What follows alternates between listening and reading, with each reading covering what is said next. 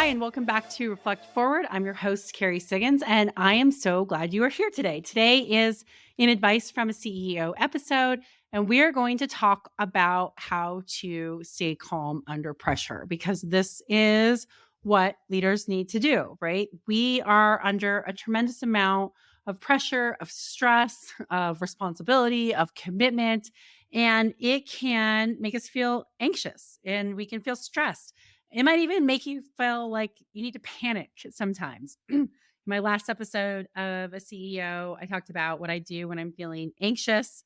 And so this kind of ties into that. It inspired me to create an episode on how to stay calm under pressure, especially when crappy things happen. And they are going to, right? As leaders, we are constantly dealing with employee issues, with product issues, with customer issues. And we might find ourselves like close to the edge. And a lot of times we have to make decisions when we're under stress. And if you are like me, and you have made a decision under stress in that panic mode, you might be going like, jeez, like, why did I do that? I just wish that I would have stayed more calm.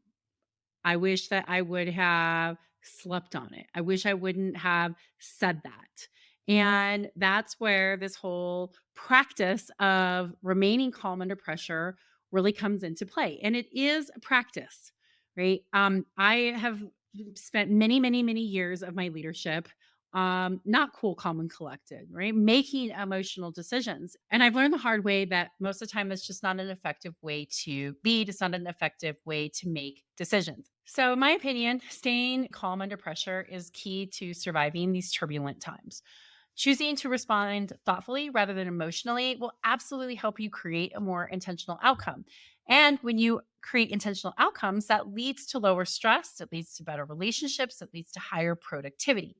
I know I've shared my story of getting feedback of you think you're a disruptive leader, but really you're just erratic, and how grateful I am for that feedback because I was like, I am never going to be called erratic again. I do not want to lead that way. I do not want to lead in a way that is hard on my team. And so that's when I committed to always being cool, calm, and collected. And I will tell you that it has changed everything. In fact, I was just talking to one of my executive leadership team members, and he also has been practicing the cool, calm, and collected method of leading. He's like, my stress is so much lower. I just don't get like anxious about anything or stressed about anything. He's like, I spent most of my career stressed. And when I just choose to like say, I'm not going to react in this, I'm going to lead with stability and calmness, I feel so much better. My team feels so much better. It's way better. So that's why I wanted to share this today because I do think it is a really important leadership trait for us to have. I will say that I have definitely freaked out in my leadership years, and it has never made anything better. Freaking out literally never makes anything better. I love the way that Brene Brown puts it. She shares this in one of her podcasts, and she shares it even better in her series, The Power of Vulnerability, where she's speaking. It's on audio and Audible. I talked about it in one of my past podcasts, but she says this. She's like, when you want to freak out about something, first ask yourself, do I have enough information to freak out? Right. So the example she gives, she learns that there's going to be layoffs. And so she's like, oh my gosh, there's going to be layoffs and everybody, 1,000 people are going to go. And what does this mean? Do you think I am? And a person responded to her, well, how did you hear about these layoffs? Well, so-and-so told me. Well, how did that person learn about it? Well, I think he heard it from somebody. Well, did, the CEO of the company talk about it? Did HR talk about it? Well, no. Okay. So do you actually have real information about this layoff? Well, no. So do you have enough information to freak out? Probably not. So I love that story that she shares because we are so good at exaggerating stories and turning nothing into something that that we can freak out with really not enough information. So I love it. So do you have enough information to freak out? And even if you do have enough information to freak out, will freaking out make things better? And the answer is like always no. Freaking out is never going to make anything better. And I know that to be very true from experience. The times that I have gotten emotional and made a emotional decision or freaked out, it has never made things better. It usually has made things worse. So anyway, just throwing that out there. Okay, so cool, calm, and collected. What does that mean? I love the Wikipedia definition of calmness, and it says it is the mental state of peace of mind, being free from agitation, excitement, or disturbance. It also refers to the state of serenity, tranquility, or peace. Does that sound wonderful? Serenity, tranquility, and peace.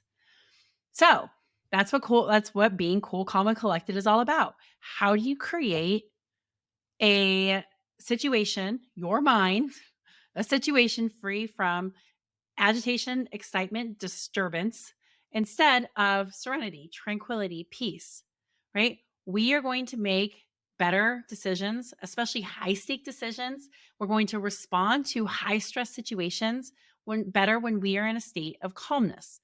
We are going to get better outcomes when we approach things in a calmness. Who doesn't want that? So cool, calm, and collected. And if you are not cool, calm, and collected, then maybe you need to pause and wait until you are to be able to respond in a better way, right? Freaking out never helps. Cool, calm, and collected. That is how to deal with high stress situations, right? Your employees need stability, they need calmness when they are freaking out. So you've got to be that anchor for them. Cool, calm, and collected. It is the best mantra to have out there. It's changed my leadership style. All right. So, how do you stay cool, calm, and collected? How do you stay cool when under pressure? Number one, stay present, right? We talk about deep breathing. I've talked about that in several episodes. Take a deep breath. Think about your feet, right? My life coach that I worked with years ago taught me this. Feel them on the floor, wiggle your toes, right? Breathe deep into your belly. Just do it right now. Just feel your feet on the floor, wiggle your toes against the floor, and take a deep breath. Man, that is such a fast way to be present. Like, I'm super excited about this podcast, and I just immediately calm down by doing that. Staying present in your body will help you stay out of your head. When you are in your head, it's a dangerous place to be when your stress level is high. So, staying present just simply means that you are paying attention to what's happening in the moment. You're breathing, you're listening, you're asking questions, you're letting the situation unfold. You might have thoughts and fears and anxieties pop up, but you let these emotions come and go. Instead, you just refocus your attention on what's happening now. I feel my feet on the floor. I'm taking some deep breaths, and I am letting the situation happen. Staying present. Number one trick when you are in a high pressure situation and you don't want to freak out. Number two, ask questions. This is my secret trick for everything. Ask questions. When I'm feeling upset about something, ask questions. When I'm feeling excited about something, ask questions. When I want to shove my opinion into something, ask questions. Asking questions does two things. First, it helps you understand the situation better, right? Because remember that whole story of, do we have enough information, right? We're usually freaking out about something that we don't have the full information. So if you ask questions, you're going to understand the situation better. With a deeper understanding, you're going to jump to fewer conclusions, and you're going to tell yourself fewer narratives, false narratives, incorrect narratives that make you freak out over nothing. With knowledge comes understanding. That's really important, right? You want to come from a place of understanding. You want to come from a place of facts in a high pressure situation, not emotion. Second, asking questions allows time to process. So you don't say something that you might regret later. So when dealing with conflict, for example, which is a high pressure situation, I say, well, what did you mean by that specifically? Can you give me a little bit more information on that? Why did you use that word? Right? That helps them, one, give more information, and two, stops me from talking and saying something that I'm going to regret. When I'm dealing with myself in an anxious situation, in a high stress situation, I ask myself, why am I really feeling this way? Do I have enough information to make a decision right now? Do I have to make a decision right now? What can I do to pause and give myself that time that I need to make a better decision, right? Those are all questions that you can ask, whether it's another person or ask of yourself. Number three, avoid the downward spiral, right? We all go this, right? What if XYZ happens? What will I do? What if I get in trouble? What if I get fired? How will I survive? What will people think? These are the downward spiral what if questions, and they will lead you to panic if you let them consume you. So instead, call upon knowledge and experience, or if you need to, go talk to somebody who you admire and respect. So, first, call on that past experience, right? Think about a mistake that you made in the past. How did you handle it? What did you do? What was the outcome? How did you handle it gracefully? Right? Usually we blow stories up into things that aren't going to be true. And if we just remember about the past mistakes that we've made, because all of us have made them, and we go, okay, you know what? I survived that. I actually really learned from that. If you're coming up blank on something like that, go talk to a person who you admire or think about a person who you would admire. What would this person do? Right. So I use John Wolgamott, who is one of the co founders of Stone Age. He is one of the most generous people I've ever met. He handles everything in stride. It is truly remarkable. And I aspire to be like him in so many ways. And so I asked myself, well, what would John do in this situation, right? How would he handle this? How would he not get upset? And would I emulate that? And that helps me when I don't really know what to do when I find myself spinning in that downward spiral. So hopefully that is a helpful tip. Number 4, change negative language to positive. Oh my gosh, this is such a great trick in every single situation. Um, when we use negative language, we add more stress to a situation. And when we're in a stressful situation, we do tend to use more negative language to describe what's happening, right? I can't do this. I'm going to fail. We can't overcome this as a company. We really screwed up.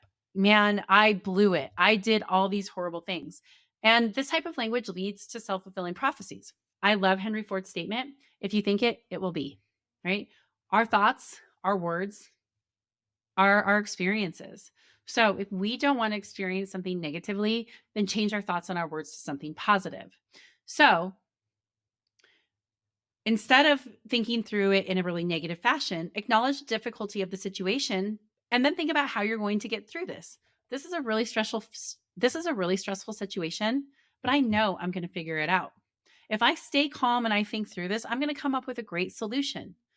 I am angry and I'm hurt, but I know that I can overcome this, right?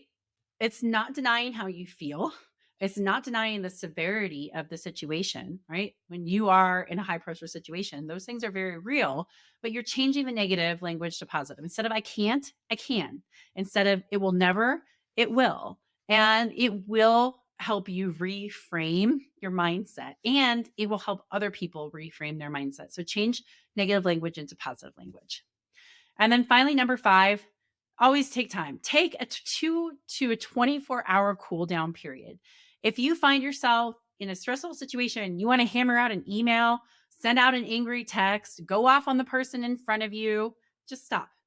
Give yourself that cool down period. Take a walk. Do not respond and see how you feel a few hours later. I have found that if I wait 24 hours, my responses, if I choose to even respond, because sometimes some things aren't worth even talking about, the less emotional I get, the more thoughtful and professional I am, right? So literally stop yourself from having an angry or emotional response. Give yourself that cool down period. See if you even need to have a response. Sometimes all you just need to do is process the emotions and you'll be okay. I know that when I do this, I have better outcomes. I have healthier relationships. I feel less judgmental about myself and others. And so it's a really powerful tool to be able to have. Give yourself 2 to 24 hours and then decide, how do I want to respond to this? Now, I am not advocating for ignoring conflict. I always think that you need to address conflict. You need to follow back up. I am simply suggesting that a cool down period creates that clarity and some room for you to figure out how you're really feeling and to give thought to how you want to respond rather than react. It's important to make sure that you do follow up, address issues, communicate effectively, and resolve issues productively. And that's why giving yourself this cool down period is really important. All right, so those are my 5 tips on staying cool under pressure. Hopefully it's helpful for you. These are the things I do when I am feeling stressed and feeling the pressure of a high stakes situation. Okay, on to my question of the week. So, my question of the week comes from a fellow leader of another Colorado company. She reached out to me and she was like, I am so tired of the regular, old, boring icebreaker questions. What is your favorite icebreaker question? And so this one seems really easy. And maybe you've used it before, but it is what was your worst job? This question is really amazing. You learn a lot about people and they get to talk about, their first job when they were kids and what it was like, what they experienced. Maybe it was something funny that happened, maybe it was something that was traumatic that happened, but we can all think back to what our worst job was. And we can bond over similar shared experiences. So, if you're looking for a good icebreaker question, ask that. What's the worst job that you have ever had? I'm not going to share mine here today. It is an interesting story. Maybe someday I'll share it, but probably not. But I do have one of those worst job stories that will stick in my mind forever, and it's definitely one that makes people laugh when I share it. All right, so that is it for today for this advice from a CEO episode on Reflect Forward. I hope that you enjoyed it. If you like this podcast, please share it, subscribe to it on YouTube, write a review, rate it. It always helps with the algorithms. I really appreciate it. Thanks so much. We'll see you next week.